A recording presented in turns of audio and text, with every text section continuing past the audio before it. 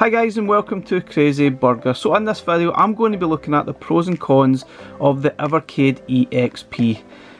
Obviously this is pretty much a follow-up to my review video, and most of the things I'm covering here have already been covered, but I'm going to add a few more things that I've discovered from the unit and from out in the wild, the people actually playing the EXP and reporting issues and such. So obviously got a lot of positive to talk about and a lot of sort of negative stuff, but so let's have a look at all the pros and cons next.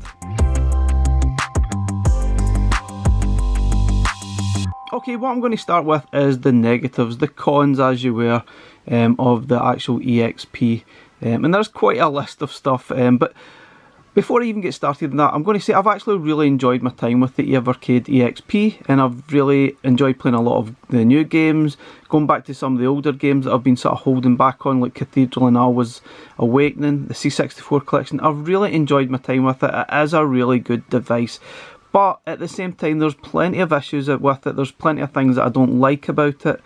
But at the end of the day, it's really going to be your choice. Do you think it's worthwhile getting or not, or upgrading? It's your decision at the end of the day. I think it's a decent console, there's no doubt about it, but there's certainly a lot of things that need ironed out. One of the first things that I've certainly noticed is the battery life, and also the readout. As you can see at the top here, this was recently fairly full charge, and not long after sort of booting up, it suddenly jumped back down to two, you can see 2 bars on the battery indicator there, and it seems to be very inconsistent. I think the battery life is roughly around about maybe about 3 hours, 3 to 4 hours, maybe even sometimes less. It just seems really inconsistent, and it does jump to 2 bars really quickly. It seems to sort of go, doesn't even do 3 bars for some reason, but sometimes in games it goes back to 1 bar, then jumps to 2. It's all over the place. Now we have already had a few firmware updates at this point, and we'll just sort of show the firmware I'm on. I'm on 3.03, which is the most recent at the time of this video, and there is another one planned for later this week.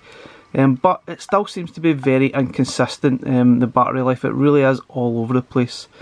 So hopefully that will get sorted through firmware updates. However, the battery life itself probably won't be. You may be able to sort of prolong the battery life by putting the maybe the brightness down a little bit. That might help prolong the life a little bit, but otherwise, I think you're really going to be stuck by charging this every few hours, which is, it doesn't take too long to charge, but the battery life isn't as good as what I probably thought it was. It certainly struggles to get 4 hours, that's for sure, out of it. The other thing to talk about is probably the overheating. With prolonged use, the back of the unit definitely overheats quite excessively, and if you take out the sort of cart, this back panel here gets very, very warm. I'm not sure if you can class it as overheating. Apparently it is quite standard to get very warm, but I didn't have this issue with the original Evercade handheld, and it definitely gets very, very warm to the touch, which is kind of unusual. There are obviously a lot of vents here to try and prevent that, so try not to cover them up, but it definitely gets excessively warm in my opinion. So the other thing that's been reported out in the field is games actually crashing after a little while of play. I've not experienced any crashing at all. As you can see here, my battery's already went down to 1 bar for some reason. I've not experienced any crashes, but there's plenty of people out there saying they've been playing games, then suddenly it crashes and they've got black screen. I think it's a minority, but you should be aware of it as well, that's for sure. Now charging, there is a sort of light here that sort of just goes red when you need to charge it, flashes, and then when you are charging it, it will stay on red, then it will eventually go off. But there is inconsistencies out there with the unit regarding charging as well, sadly.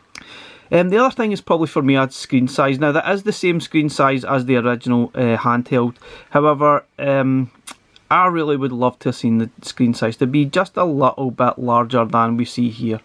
It's not a big problem, I guess, at the end of the day, but it is a little bit of a pain. So one of the sad things is unless you're playing like Cathedral or one of the games like that, then you'll most likely have to stretch the screen if you want a full screen view. Now some games you might get away with it, like on here, Ghouls and Ghosts for example, it doesn't actually look too bad being full screen stretched, but other games it will just look horrendous. But you can get away with it for some games. But just beware of that, it doesn't take up the full screen unless you actually stretch it, which obviously isn't ideal for a lot of games. But you can see here it actually looks alright in Ghouls and Ghosts. It seems to actually look absolutely fine. Oh. Now the other thing I want to talk about is probably the button mapping. We haven't got that yet. This is just you've got one set of buttons, and that's all you have for each game. Hopefully we will get some options to sort of change the button map per game going forward. That is something they're going to be looking at through 2023. But sometimes the default button mapping really is absolutely atrocious. And one game that I certainly found an issue with was Alwa's Awakening. Okay, so in Alwa's Awakening, when you're playing, especially in the boss battles, when you need to press the select button really quickly to change between the different magic powers, it becomes an absolute pain. And I've pressed the menu button, the start button, all by accident, and just overwritten some saves as well by doing that. Just in the panic when you're in the middle of a ferocious boss battle like this one here, you need to use your block and then sort of try and take out the guys, change to the lightning bolt. It really is a pain, and I've pressed the wrong button so many times as a pain. So ideally I'd love to see this button changed to maybe one of the shoulder buttons or some other button, because it really is an absolute pain. You can see here this is the actual default controls. Select to change magic. It's not ideal to be using these buttons at all in the height of a battle, so ideally you want to maybe remap them to something else, anything else, like the shoulder buttons. That might actually help, so like L1 and R1 to change through the magic. That makes sense to me, not the select button. It wasn't so much a problem in the original handheld, but it's definitely a problem with these rather awkwardly placed thin start and select and menu buttons. I don't like these buttons at all. I really think they're poorly positioned, poorly placed and poorly sized. They just become an absolute pain. Other than that, I actually like the design of the Evercade EXP handheld. It's really nice apart from these awkward 3 buttons. Now the other thing, which you probably can't see through daytime, is the light bleed. There is some really bad light bleed along the bottom of the unit here. Now I showed that in my review video, which I'm sort of showing on the screen just now, and it is pretty bad. If you're playing in bed at night, you can obviously see it, and then you can use it as a torch, I guess, when you're playing. But it's not ideal. It's not a major problem. It's not going to stop you enjoying playing the unit, to be honest. I mean, it's fine. It's just a cosmetic issue. It should have been sorted, and hopefully they'll fix that for units that they make going forward. But it's not a pain, and apparently it's not an issue with the black version, only generally with the light white version that we have here. But at the end of the day, it's just cosmetic. It's not going to stop anything from playing. Okay, something I definitely need to highlight is the sound issues. Now this is Mega Man, and the sound, that's it, all the way fully up. Don't even know where I'm at. Obviously ideally would love to see some sort of indication where I'm at with the sound, but it's not loud. It really isn't loud at all. It varies between games. Sometimes it is quite good, sometimes it's not, but I think there's definitely problems, maybe per game, per emulator, on the sound. It's not as loud as it really should be. You can put in headphones, but again I had issue with headphones. Depends on what type you have. You can't even insert the headphones fully. They will just not work, but if you put the headphones in just so much, you can actually hear the sound, and it's not bad through the headphones, but there's a few issues regarding sound, that's for sure. It just doesn't sound as loud as it possibly could. It just seems a bit off. I don't know what's wrong. For example, I played Final Fight on the PS Vita last night, just comparing between the two devices, and the sound was much better on the PS Vita compared to this. Yeah, didn't look as nice, right enough. The Evercade EXP does have a nicer screen. Okay, the other thing we'd like to talk about is the tightness of the carts. There's no doubt about it, some of the carts are particularly tight. Now a lot of these new carts, they're absolutely fine, and I know a lot of reviewers have been sort of displaying games going in and out, no problem, but it's definitely a problem.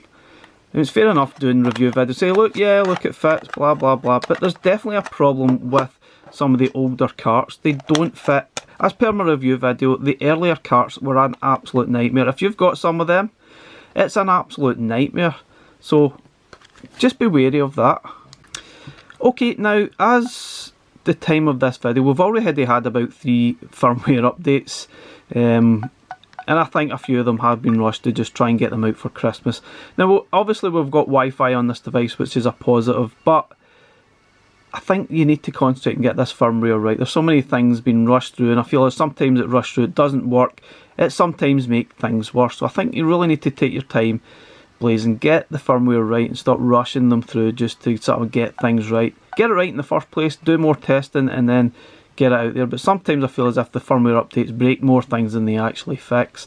So it does cause a lot of frustration for me. So another thing worth pointing out is the lack of two-player games. Now, games like Street Fighter 2, you would love to play these games as two-player games, but unfortunately there is no current way to play two-player games. You can't link up to EXPs, you can't link up to the VS or anything. Hopefully there might be a solution going forward. Don't know what that was going to be, but it would be nice, because a lot of these games on the Capcom collection are just crying out to have a two-player option to be able to play these. Such a shame. Okay, last thing I'm going to talk about in the negative aspect is the lack of games using the triggers at the top. Now, there was PS1 games that were added that used the trigger buttons, but they haven't even updated them to be usable yet on the EXP. Bit of a short-sightement there, but you can play Cathedral, I think, has the option to use all the trigger buttons, which is good, but there's definitely a lack of games that actually utilise them. So it would be nice to have a bit more games. Even some of the games utilise them more than we actually do. It just seems a bit of a waste to have these extra trigger buttons on here that are not even used. And they're quite nice. I actually quite like them. Some people think they're too thin, but I think they're actually just nice. I really like them. They're quite cool. Okay guys, so let's move on to the pros. There's quite a lot of pros and good things about this unit as well. You see the sound is absolutely fine in Cathedral. It seems quite loud. But in some things it's just not at all. Probably could be louder, but at least you can hear it fine on this one. But yeah, you can see the best thing I think about this EXP is the screen. You can clearly see viewing angles absolutely fine, much better than the original, and the screen is much sharper, and it definitely makes a massive difference. Ideally I'd love to see more screens utilise the full screen like this, which would be brilliant, but yeah. EXP is much sharper, and that's really nice, definitely. So another thing that's good about the EXP is that Tate mode. There's no doubt it is brilliant and so well done. Just at a touch of a button you can switch to the Tate mode and play these games how they are actually meant to be played. And it makes some difference to the gameplay, no doubt. It is a little bit sore with prolonged use, but you get used to it, and it's definitely the best way to be playing these vertically aspect ratio games, no doubt about it. And it's so well designed, so well done on the XP. They should certainly be congratulated for doing such a great job and making it so easy to switch between that mode. You can obviously play any game in Tate mode, but yeah, I wouldn't recommend it. Now, another positive thing to mention about the EXP is the Capcom collection itself. This has to be a selling point. There's so many games here that are just brilliant. There's 18 games. I think out of that, only 2 I wasn't that keen on, but there's some great games here. There's a lot of depth to a few of the games, like Breath of Fire. You're not going to be finishing that anytime soon. The Mega Man games, you're not going to be finishing them anytime soon. Yeah, a lot of positives to be had. It's certainly going to bring a lot more bigger publishers on board, hopefully, like Sega, Konami and Taito. You never know, we might see them through 2023. But will we see them in cart form or digital form? Who knows? It doesn't really bother me either way, to be honest, but I think a lot of people would certainly start sort of shouting loud if we get another collection added to here that didn't come in cart form. That could cause problems.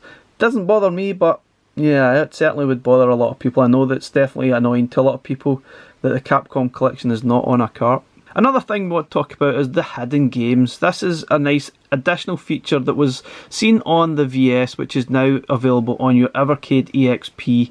And you can see here we've got 5 games from the start, which you have to unlock through different button pressing and maybe adding some secret codes. There are another few still to come, which we'll hopefully see very soon. And I'm pretty sure they will add a lot more hidden games going forward. I think we'll see a lot more of these. Not sure what they're going to do with the cart, the dual cart thing that we've seen on the VS. It would be nice to be able to play some of those games on handheld, because some of them are probably better in handheld, I'd say, but time will tell. That might be a VS exclusive. Another thing to talk about is the Evercade Game of the Month, which is obviously going to come in the coming soon section on your EXP here. Not sure when it's kicking in. I thought it was going to be January. I'm not entirely sure when they'll put it in, but the Indie Heroes Collection 3 will be released in 2024, and you'll get a game every single month that's coming in that collection. and you get to preview it for a month until you update your firmware, which will be really nice. So you'll have an additional game to play. They may even add a few additional features to this coming soon section. Time will tell. But yeah, that's quite intriguing. I'm really glad that they've included that on the XP, because handheld sort of customers definitely missed out if you didn't have this. It was obviously a VS exclusive at the time. Okay, so even though I've said it's a negative, it is quite good that now we have the additional triggers on the EXP, meaning that any games coming forth, like new PS1 games, you'll be able to play them on your handheld and no problem, won't have any issues. So even though I've sort of said it's a negative, there's not enough games yet, it's still a positive that they are now on the handheld, and they're very nice too, in my opinion. Okay, there's no doubt, positively, this is the best way to play your Evercade handheld. It's a big step up from the original handheld. That screen and having the Wi-Fi just makes things so much better and more convenient. Obviously that Wi-Fi is the other positive. You can then update your firmware, no problem. You can get additional features sent to your handheld without having to go to the hassle to sort of connect to a laptop of some description to update your firmware. It's definitely going to be much easier, and that's a massive positive to me. Probably right after the screen is the Wi-Fi for me. Okay, now we'll kind of just summarise and finish up the video. The other positive thing about the EXP is the fact that we have now over 300 games on the EXP. That is huge. There is tons of games. There is over 30 carts as well. There's plenty to choose from. There's some amazing games like Always Awakening. Definitely my top pick for Game of the Year on the EXP. Absolutely fantastic. Fingers crossed we might even get the sequel at some point next year. That will probably have to be natively created, much like Cathedral was. Hopefully we see it. Always Legacy is absolutely fantastic. Now the future for Evercade looks really promising. There's a lot that we could get. There's a lot that potentially we could see in 2023. We know we're definitely getting an Indie Heroes collection coming in January. There is Amiga collections on the way. There's more C64 collections coming.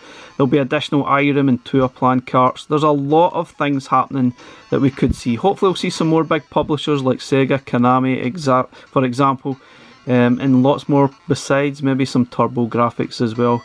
There's a lot of things that we could see. I think the future looks really promising. Blaze themselves have a good 2, 3, 4 year plan ahead of the Evercade product. And obviously it being a retro device, it's not going to go out of date anytime soon. It's certainly really nice. I've thoroughly enjoyed this EXP. Again, it's going to be up to you whether you think it's worthwhile getting, despite all those negative aspects that I've listed. I'm quite glad I've got one. I've really enjoyed it. Let me know what your thoughts are, guys. Thank you for watching. Catch you in the next one.